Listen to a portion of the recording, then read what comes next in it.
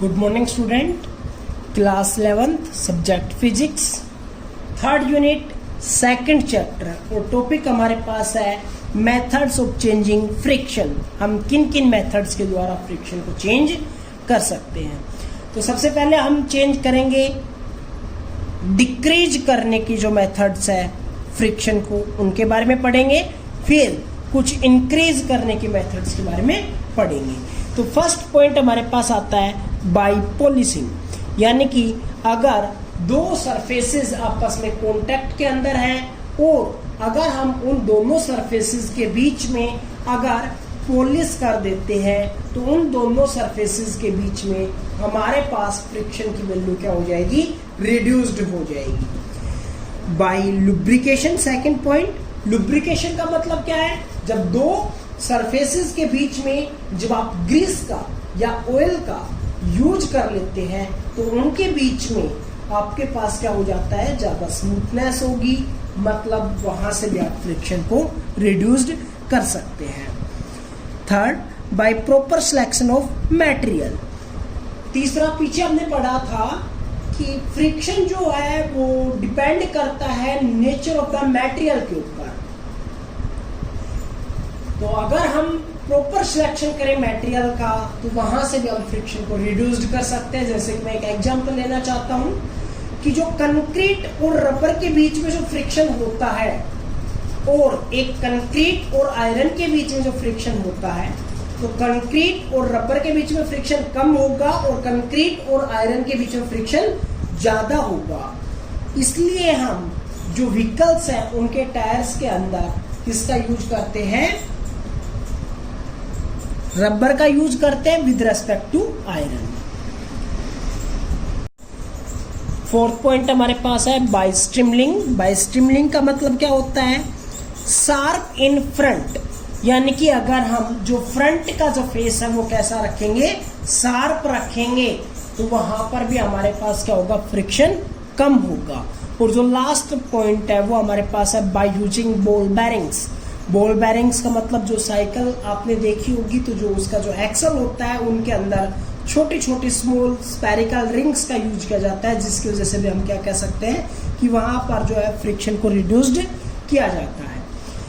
अगला जो हमारे पास पार्ट है, इंक्रीज करेंगे फ्रिक्शन को। तो इंक्रीज करने के लिए हम क्या करते हैं, on the rainy day we throw some sand on the slippy ground. जब हम रेन हो जाती है तो उस टाइम के ऊपर मिट्टी जो है वो चिकनी होती है, तो वहां पर हम क्या करते हैं, एक ताजा जो मिट्टी है वो उसके ऊपर डाल देते हैं, जिसकी वजह से जो स्लिपिंग का जो केसेस है वो क्या हो जाते हैं, रिड्यूस्ड हो जाते हैं। ठीक है, क्यों होंगे, क्योंकि उनके बीच में जो फ्रिक्शन था वो हमारे पास क्या हो गया, ज्यादा हो गया, हमने इंक्रीज कर दिया है। Sand is spread on the track covered with snow. जब हमारे पास जो कोई भी एक ट्रैक अगर स्नो से कवर्ड किया होगा तो उसके ऊपर हम क्या करेंगे, मिट्टी को डाल देंगे, जिसकी वजह से हमारे पास क्या हो जाएगा, फ्रिक्शन इंक्रीज हो जाएगा।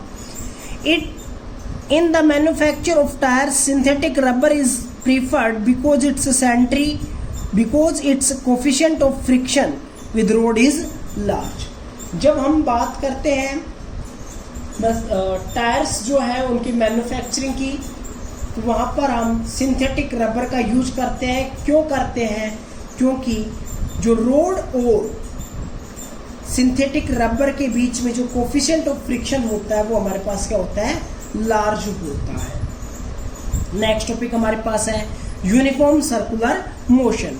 If any object travels with a constant speed in a circular motion, then its motion is known as uniform circular motion.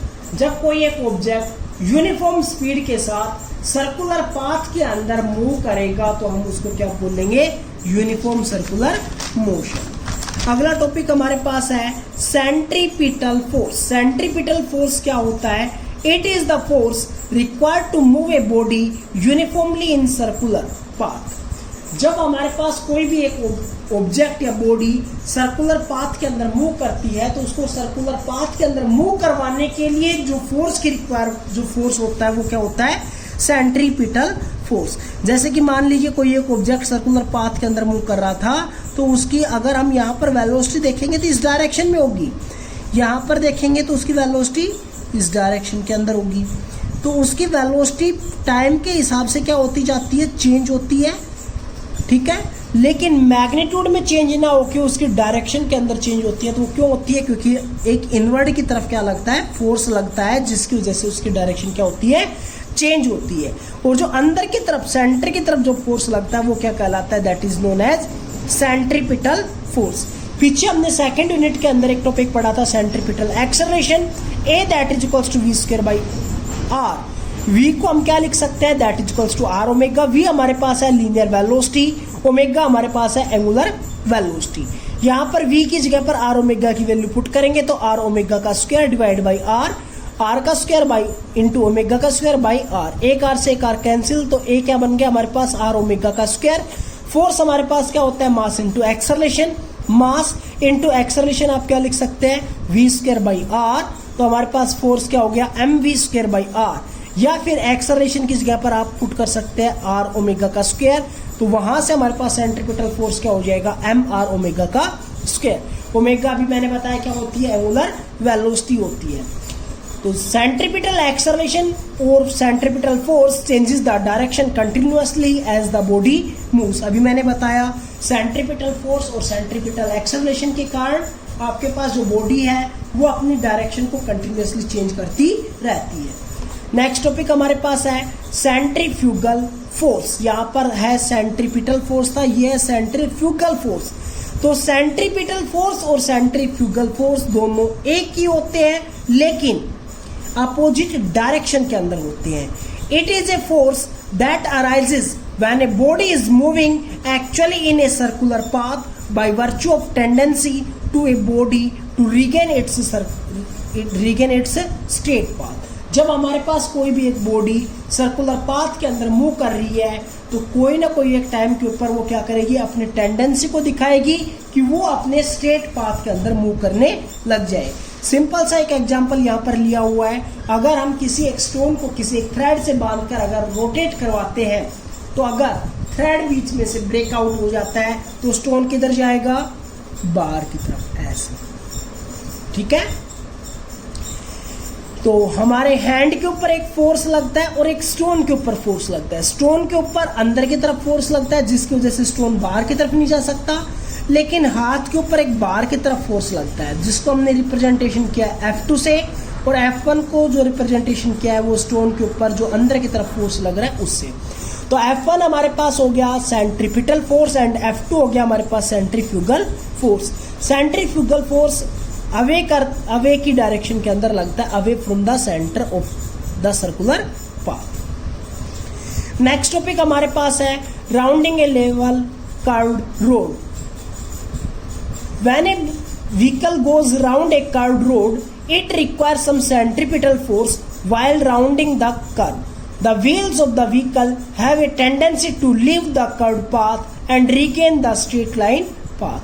ये हमने ऑब्जर्व किया होगा जब हम किसी एक व्हीकल को अगर किसी एक कर्व राउंड के ऊपर चलाते हैं तो अगर उसकी जो टेंडेंसी क्या करेगी कि कर्व राउंड के ऊपर अगर हम स्टीयरिंग को छोड़ेंगे तो वो क्या करेगी, स्ट्रेट जाने की कोशिश करती है।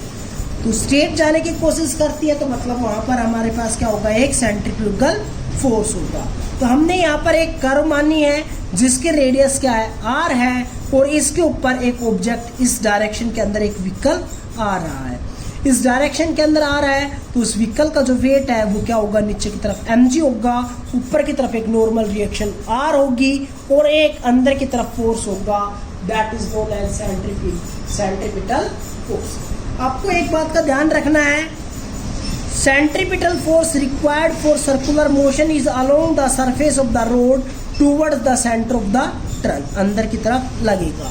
सेंट्रीपिटल फोर्स हमारे पास क्या होता था, mv स्क्वायर बाई r, और एक हमारे पास बाहर की तरफ लगेगा फ्रिक्शनल फोर्स। तो आपको एक कंडीशन का ध्यान रखना पड़ेगा, centripetal force should be less than और इक्वल टू फ्रिक्शनल फोर्स के इक्वल होना चाहिए, या तो कम होना चाहिए या उसके इक्वल होना चाहिए। mv square by r is less than equal to f, f को हम क्या लिख सकते हैं, म्यू r, और r को क्या लिख सकते हैं, that is equals to mg। then mv square by r is less than equal to mu mg, m से m cancel, then v square by r is less than equal to mu g. r को इधर भेजेंगे तो v square is less than equal to mu rg and v is less than equal to under root mu rg. v maximum क्या हो सकती है speed, वो equals to हो under root mu r g के इक्वल हो. इसके अंदर एक केस लिया हुआ है, if h is the height of the centre of gravity of the vehicle about the road. हमारे पास h क्या लिया हमने, हाइट ली है, किसके लिए है, सेंटर ऑफ ग्रेविटी की, व्हीकल से ऊपर की तरफ. And 2x is the distance between the front wheel and the back wheel. जो आपके पास फ्रंट वाले जो टायर होंगे और बैक वाले टायर के बीच में सेपरेशन क्या लेंगे, 2x लेंगे. Then for no overturning, जब हमारे पास हम ये देखें कि ओवर टर्निंग ना हो तो क्या होना चाहिए, mv square by r into h that is equals to mgx. और यहाँ से अगर हम v की वैल्यू निकालेंगे तो क्या होगी, under root g r x by h. यानी कि अगर हम इस स्पीड से अगर उस किसी भी एक व्हीकल को चलाएंगे तो वो हमारे पास एक सेफ स्पीड मानी जाएगी. Thank you.